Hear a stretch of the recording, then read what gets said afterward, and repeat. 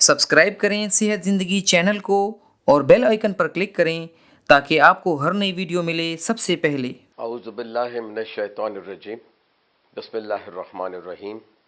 YouTube से ज़िंदगी से डॉक्टर रियाज शाहिद आपका फैमिली फिजिशियन अपने बहन भाइयों से और अपने दोस्तों से मुखातिब है। हमने गुज़श्ता दिनों बहुत सारे प्रोग्राम किए कोरोना वायरस के ऊपर, इस दुआ के साथ कि मेरे तमाम हमवतन बहन भाई बुज़ुर्ग बच्चे और जितने भी दोस्त हैं बशमूल हमारी आर्म फोर्सेस और हमारे जो है मेडिकल प्रोफेशन के लोग हैं, अल्लाह ताला इन सब को इस कभी और सख्त बीमारी से महफूज रखे और जो बीमार हैं उन्हें सेहतयाब करे और अल्लाह ताला पाकिस्तान से और उम्मत मुस्लिमा से इस वायरस की जो दवाइयाँ हैं उन्हें रोक दे और तमाम लोगों को जो कि इससे अफेक्टेड हैं उनको सेहतयाब करे। एहतियाती तदाबीर बार बार आपको बताई गई हैं। मोहतरम नाज़रीन, आज का हमारा प्रोग्राम जो है एक मशहूर सब्ज़ी की तरफ है, लेकिन नाम उसका है करेला, जो कि कड़वा होता है लेकिन इसकी तिब्बी अफादियत बहुत ज़्यादा है। तो बहन भाइयों आते हैं करेले की तरफ। करेले को बिटर गोर्ड भी कहते हैं। देखें, ये करेला देखने में कितना खूबसूरत लगता है, लेकिन जब भी हम करेले का नाम लेते हैं या किसी को छेड़ते हैं तो इसलिए कि भाई इसका जायका जो है वो कड़वा है। अब इस कड़वी सब्ज़ी जो है इसकी बड़ी इफ़ादियत है और ये बड़े सग़ीर में बहुत मशहूर भी है, बहुत से अमराज का इलाज भी है। लेकिन आते हैं कि ये है क्या। देखें, पहले तो ये है कि ये एक सब्ज़ी है, वेजिटेबल है और ये सीजनल है। अमूमन जो है ये गर्मियों में और बरसात के मौसम में बहुत ज़्यादा उगती है और जिसकी बेल होती है और उसको जो है लोग बड़े संभाल के रखते हैं बहुत अच्छे तरीके से। और ये जो है करेले जो हैं ताज़ा ताज़ा जब कभी किसी दरख्त पे लगे होते हैं, अपने पौधे पे जो लगे होते हैं, तो बहुत खूबसूरत लगते हैं। करेला दरअसल है क्या, देखें आप हैरान होंगे कि करेले की फैमिली और हमारे खीरा यानी कुकम्बर की फैमिली एक ही है। फिर इस फैमिली में और क्या है, तो इसमें हमारी लौकी है, कद्दू है। और क्या है, इसमें हमारा पेठा कद्दू है। तो अब आप देखें कि कद्दू लौकी में पानी ज़्यादा, शिफा भी ज़्यादा, साथ ही साथ में पेठा कद्दू है उसमें भी पानी ज़्यादा है, विटामिन ज़्यादा है। तीसरा है खीरा, जो को फिर जो है मादनी पानी के साथ भरा हुआ है। और चौथा है करेला। अब करेला जो है इसका जायका जो है वो कड़वा है, ये कभी मीठा नहीं होता। बीज जो हैं वो नहीं खाए जाते क्योंकि उनसे उनके खाने से पेट में दर्द भी होता है और वॉमिटिंग भी हो जाती है। करेले को बतौर अद्वियात भी इस्तेमाल किया जाता है, बतौर ग़ज़ा भी। कुछ लोग इसे पसंद करते हैं, कुछ लोग इसके जो जायका है उसको तब्दील कर लेते हैं बहुत ज़्यादा धोने से। तो देखें, करेले की एक शक्ल देखें कितना खूबसूरत होता है। जितना भी ये सब्ज़ होगा और जितना ही ये ताज़ा होगा उतना ही अच्छा होगा, उतनी ही इसकी अफादियत है।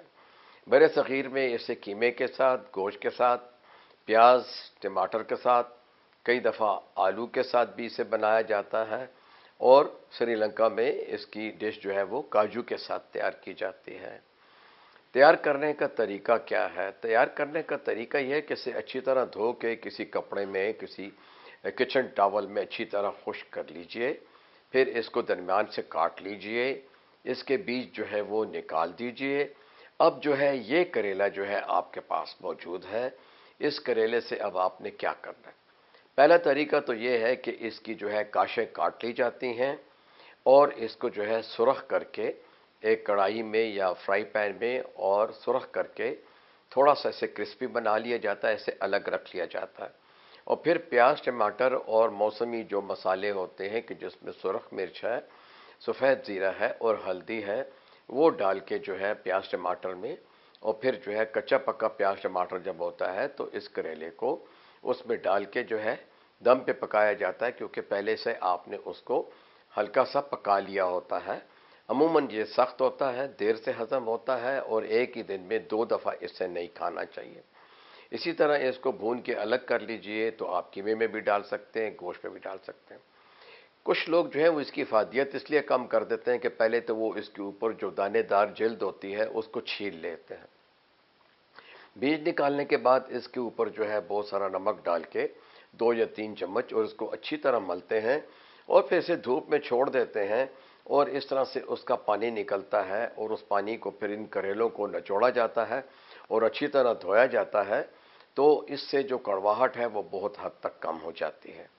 और इसको भी वही पकाने का तरीका है, आप इसे सब्जियों के साथ पकाएं, प्याज टमाटर के साथ पकाएं, कीमे के साथ पकाएं, गोश्त के साथ पकाएं, चिकन के साथ पकाएं, चने की दाल के साथ बहुत अच्छा लगता है। और अमूमन जो है पाकिस्तान में गर्मियों में चने की दाल के साथ करेला पकाया जाता है, साथ में इसको पीने के लिए लस्सी पेश की जाती है। मेडिसिनल क्वालिटीज़ क्या हैं और क्यों ये जो है एक मुफीद है, क्या कहते हैं, सब्ज़ी जल्द के लिए बेहतरीन है, फुंसियों के लिए और कील महासों के लिए, जल्द की खारिश के लिए एक बेहतरीन ग़ज़ा है। चाहे आप इसे कच्चा खाएं या पका कर खाएं। फिर ये हमारे बालों के लिए भी बहुत मुफीद साबित होता है। फिर जिस तरह भी आप करेले को खाते हैं तो ये हमारे बदन को पहुंचाता क्या है, वो नफ़ा क्या है?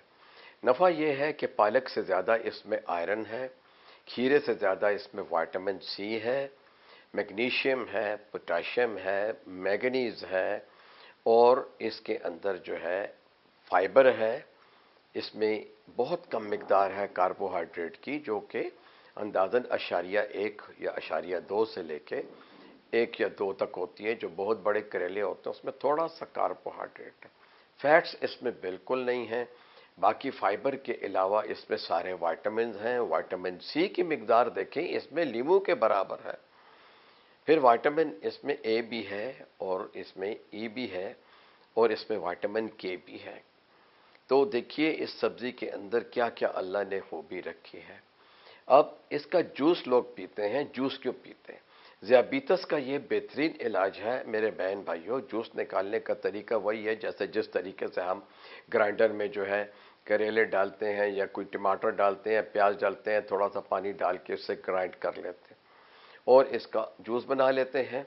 वो जो सिरप आपको मिलता है आप उसे छान लेते हैं। छानने के बाद इसका जो मोटा रेशा होता है करेले का वो जो है बच जाता है, उसे आप अलग से प्याज टमाटर में भून लीजिए।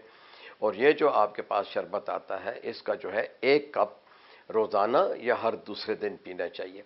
देखें बहुत से चैनल कहते हैं जी सुबह शाम पीजिए, ये गलत बात है।